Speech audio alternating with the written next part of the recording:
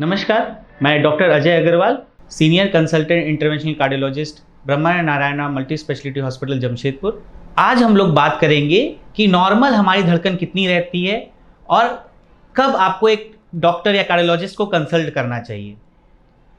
Normal adults में मतलब 14 साल के ऊपर जो लोग हैं उनके हार्ट की धड़कन 60 से 100 के बीच में चलती है।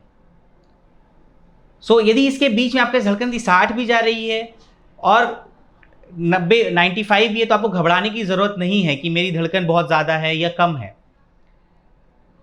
परेशानी तब आती है जब धड़कन 100 से ऊपर जाती है या 60 के नीचे रहती है।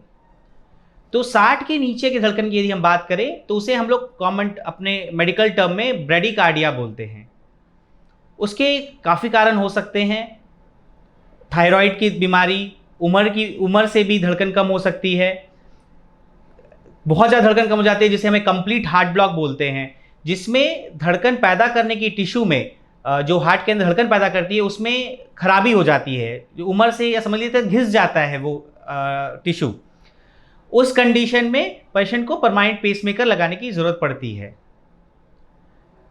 ये हो गई धड़कन कम होने की बात।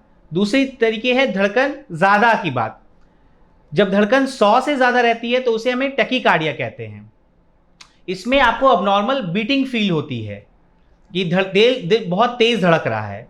ये फिजियोलॉजिकल हो सकता है, लाइक बुखार आपको आए, आप एक्सरसाइज कर रहे हैं, आप भाग रहे हैं, सीढ़ियाँ चढ़ रहे हैं तो नॉर्मली आपका धड़कन बढ़ता है। चाय कॉफ़ी पीने से, स्मोकिंग करने से भी धड़कन बढ़ सकता है।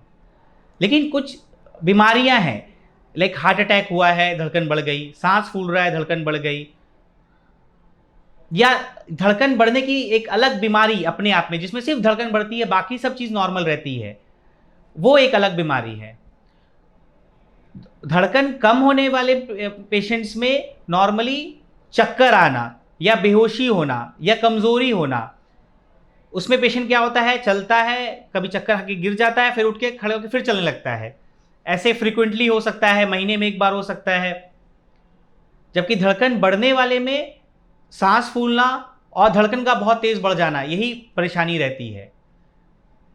जनरली जो प्रमुख कारण होते हैं जो इसके पीछे, उसी को ट्रीट करने की ज़रूरत पड़ती है। लेकिन यदि धड़कन की बीमारी हो, बाई चांस धड़कन जिसमें सिर्फ धड़कन बढ़ रही है बाकी सब चीज़ें ठीक है, उसमें दवा के माध्यम से या एक स्मॉल सर्जरी होती है उसके माध्यम से उसको ठीक किया जा सकता है, जिसको हम लोग PSVT की सर्जरी, रेडियो फ्रिक्वेंसी एब्लेशन बोलते हैं।